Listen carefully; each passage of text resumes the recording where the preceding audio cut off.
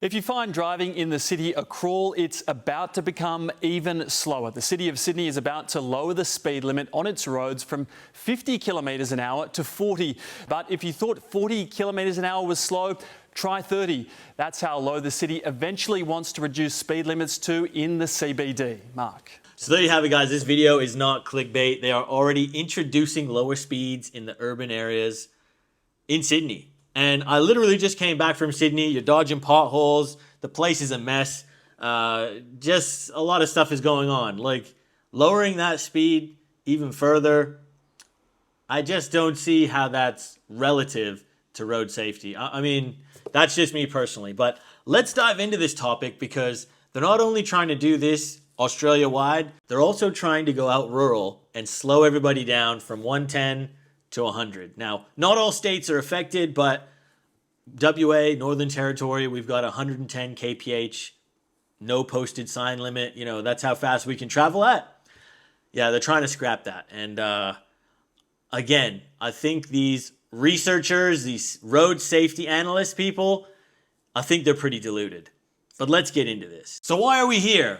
What's the big hoo-ha? Well, unfortunately, the Australian road safety researchers are calling for this because apparently we've had too many deaths this year. So as of July this year, we have a road toll, unfortunately, up to 761 Aussies. Look, it's never a good thing when people lose their lives on the road. And unfortunately, that is just a part of driving, and it's a statistic. You know, you can't avoid every accident. You can't avoid your fate. Unfortunately, you can do as much precaution as you want, but at the end of the day, if it's your time, if you're unfortunate, sometimes that's just the way life is. Yes, Jennifer Kent, that's her name, out of the University of Sydney. She's an urban researcher, and she's written an open letter to government, and she's got 100 academic signatures. So who they are, what academics they're good at, I don't know. But apparently, they're really trying hard to push this. Let's lower the speed limits. I just laugh because it seems like this is a trending topic, a trending thing that happens almost every year, every other year. Speeders, speed. Let's hate shame, speed shame everybody. Speed is the problem. That's the only one cause that creates accidents, fatalities on the road. Look, obviously, some people are gonna go loopy. They're gonna do absorbent amounts of speed on the road. Very hard to control when somebody wants to do that. When we're talking of lowering the speed limit, 10 kilometers an hour, 20 kilometers an hour in the city is pretty crazy. That's a big reduction. But this just seems quite nonsense. Like, it seems like nonsense to me. I don't know. And again, guys, I want you right now to like this video, leave a comment, and share it because we need traction on this. We need to tell people, we need to share it and inform people that this is happening because right now, they are about to hold an emergency meeting in September to see what they're going to do about these speeds. And right now, look, it's being held in WA. But as you can see, Sydney has just announced they're dropping the speeds to 40. And they want this Australia-wide. So WA is unfortunately putting the pressure on now. And all these other cities are going to start looking. Sydney's already pulled the trigger. So, I mean, who's going to say Melbourne's next and then Brisbane and then South Australia? I mean, this is serious. So I really want as much traction. That's why I'm making this video today, guys. So it would mean a lot if you subscribed, hit the like button, and left a comment, and share it if you enjoy this message. Doing my own research, I had a look on Wikipedia. Australia, we currently have a 4.5 is the average death rate per 100,000 inhabitants. We've got per 1 billion vehicle kilometers traveled, just under 5 people unfortunately seem to lose their life. The last road toll tally I have in front of me is from 2022, and we had unfortunately 1,180 deaths on our roads. So that seems to be more as we're getting closer and closer to the end of the year. I mean, I know we're already at 761, but as of this video, it's August 28th. Maybe it's on par, maybe it's not too far off, but it seems to be kind of averaged. I'm not sure. Maybe that's a mistake. But when we look at the chart, 4.5 out of 100,000 inhabitants is actually incredibly low. And if we go up to the world map here, where it says yellow for fewer than 5, which Australia is, have a look at this. Australia, some Scandinavian countries, maybe what, the UK, that is legitimately, and maybe Japan. Those countries are the only ones that are as yellow as Australia. So from this chart alone, Australia is doing fantastic in terms of keeping their road users alive. I actually don't know what all this hysterical media attention is for, to be honest. I mean, God, what is going on? Let's not forget that I believe it was just in 1 year's time. Last year, we immigrated almost 1 million immigrants to Australia. After COVID and all this garbage, we have got a huge immigration boom. And I believe it was close to 1 million people came to Australia. Who are the biggest two migrant groups? Well, obviously, it's India and it's China. So let's have a look at the charts for China. And China right here comes in at 17.4 deaths per 100,000 road users. And look, I know they're one of the largest countries in the world in terms of population, but in 2019, they had over 250,000 people lose their lives on their roads. And all you have to do is have a look at some of these videos, and you're going to soon realize they have a much different driving culture than we do here in Australia. And I think this is a major part in terms of why our roads are getting deadly. 去啊，姐姐，快点！从哪边进去？哪有进去的地方？啊，从这里进吗？从哪里进？这怎么进啊？从这里进。完了，大家都在说我。不行不行，这不对，这一下子就会完。完了，我是主要责任。Deadly. Next, we're going to have a look at India. And India is obviously, again, another massive, I think it's the second largest or the first largest now country in terms of population. And we come down to India. It's got 15.6 deaths per 100,000 inhabitants. So it is actually a little bit better than China. But over 212,000 people, again in 2019, lost their lives there. And let's remember, Australia's got a 4.5 out of 100,000, which is incredibly low. So we've got a ton of migrants coming here with triple, almost quadruple the death rate, essentially. And I don't think we're training them as good as we should. So that's my 2 cents straight away off the bat. Australian road safety researchers, there's my research. I think it's driver training. It's driver education. And look, it's not all migrants. I'm not blaming them completely, but that's part of the problem. I do have a little bit of a problem as well with some of these calculations they've said. Research conducted at the Center for Automotive Safety Research shows the risk of serious and fatal injury in all impact types reduced from 4.6% at a travel speed of 110 kilometers per hour to 3.3% at 100 kilometers per hour. Now, they're trying to say and claim that it's a 28% decrease. And I mean, I guess they're going off the fact that it's a 4.6 and then it goes to, so if you're stopping at 100, it's really, to me, that reads as like a 1% decrease. But so what they're trying to say here is that, yeah, from 110 to 100, you're dropping 1.3% in terms of fatal and serious injuries.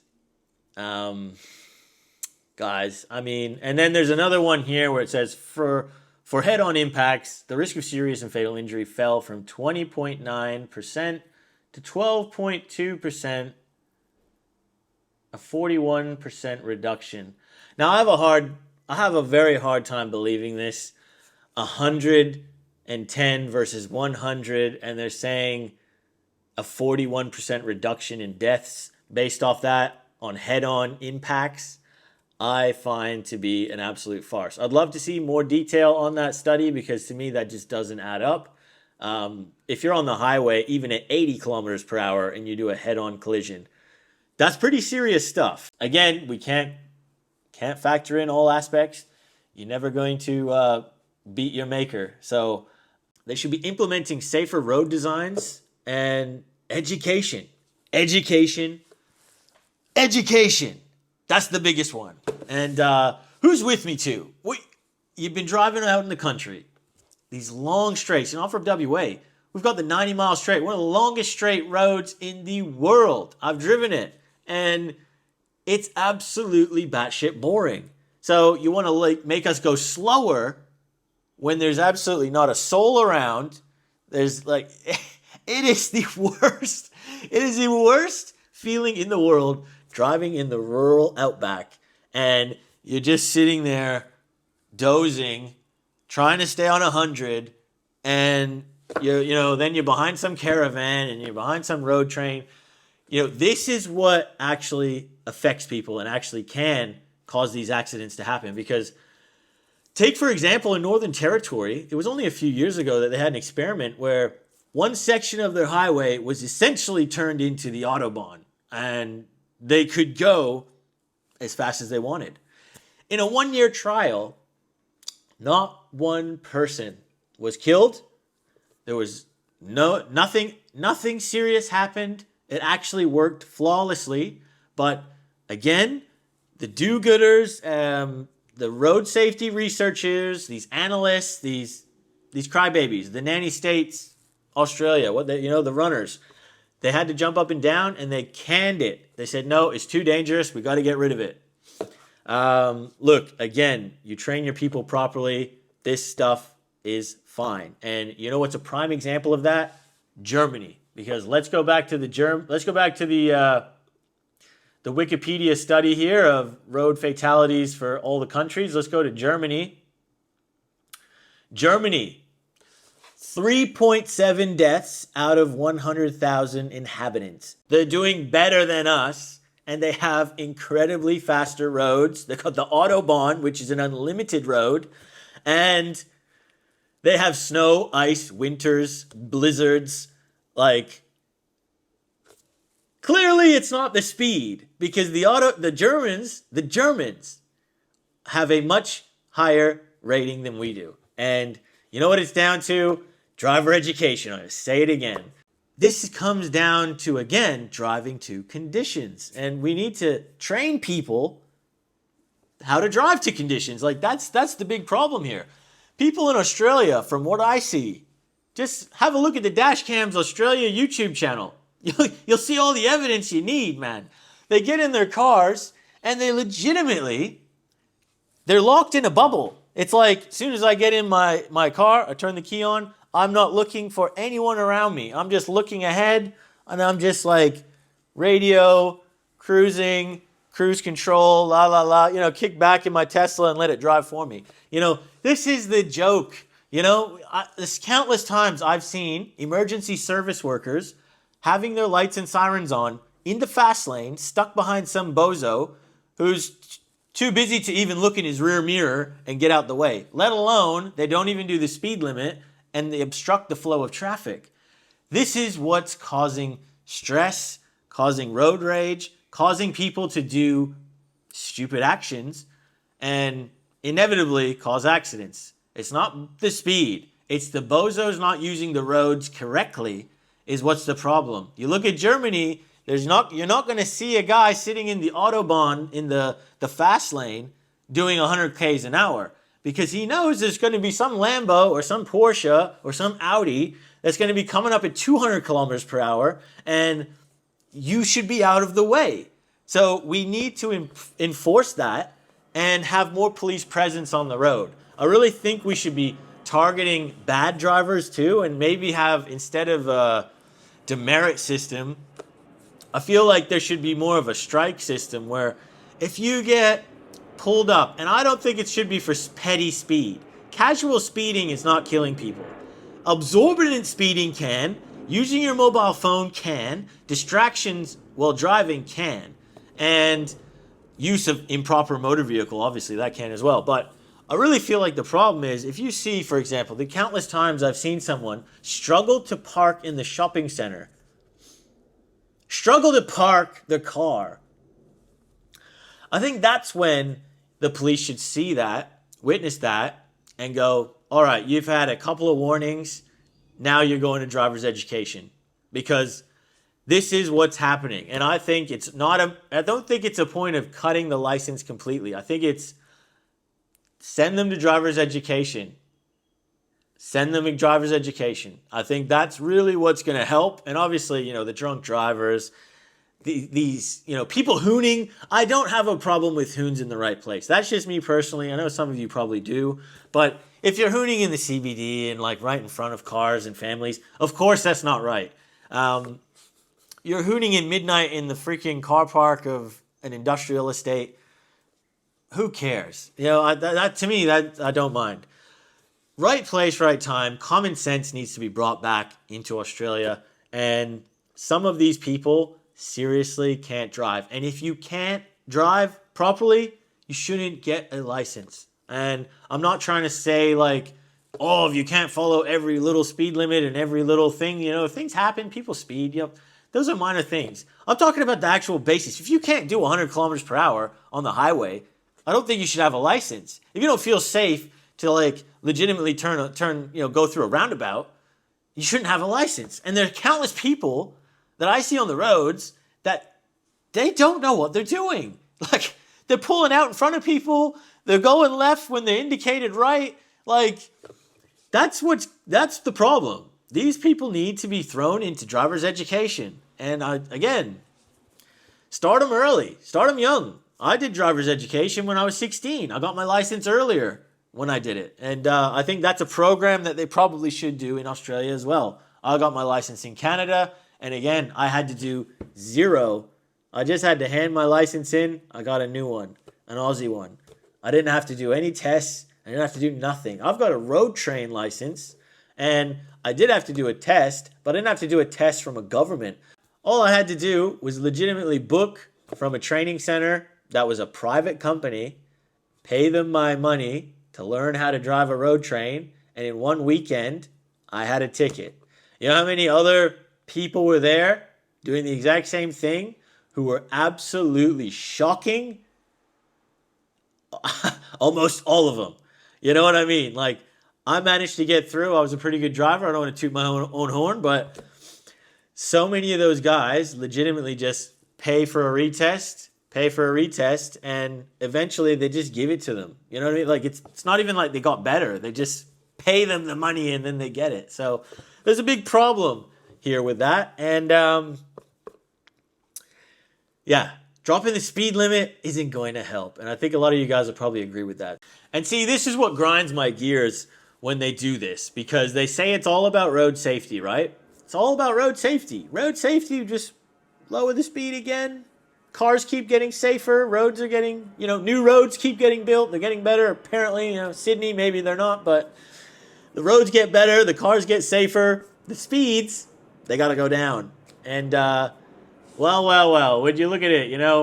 It's here's a beautiful picture on that ABC article of new speed cameras being installed. So, rural speed cameras there. They're trying to, again, target, obviously, mobile phones and no seatbelts. And I can agree with some of that stuff, especially the phones.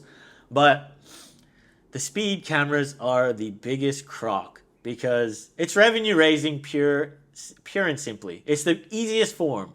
And instead of going down the revenue raising route, can we please, for the love of God, get somebody who understands common sense, hire some more goddamn police officers, employ some people, and teach them how to police properly. Because we don't need them running around, pinging people for like 8Ks, 10Ks over the limit, exhausts and wheels and yellow sticker this and blah, blah, blah. This is all rubbish. What we need are police who have common sense, who can actually look for these traits that bad drivers do. They're all over the road, target some drunk driving, find the person who's sitting in the right lane, blocking traffic, and ting them. Even if you don't want to ticket them, pull them over, embarrass them, and say, hey, buddy, this isn't acceptable, and pull your head in, man. You know what I mean? Like, this is how we should have a society, and the police should be that way. They shouldn't be our enemy. They should be our friend. And they should have common sense. You should not be a police officer unless you have tremendous common sense. And if you don't, you shouldn't be there. Obviously, hey, look at our clown show government. Common sense obviously doesn't seem to be too common anymore, unfortunately. I know that's a joke, but it's true. Yeah, speed cameras, they should go in the bin, sell them off to some other country, and let's hire some more real police. I mean, that's my 2 cents about it. And again, don't target cars for little garbage modifications and blitzing these guys. That's just their pride and joy. Find these people who can't drive. Find the people blocking traffic. Find the people who need to go to driver's education. They can't even park their car. So, yeah, there's bigger fish to fry here. And if you're serious about lowering the road toll, it's driver's education, more police on the roads, and common bloody sense. Common bloody sense, guys. That's the video anyways. Guys, look, please share this video if you agreed. Like, comment, subscribe, and we'll see you on the next one.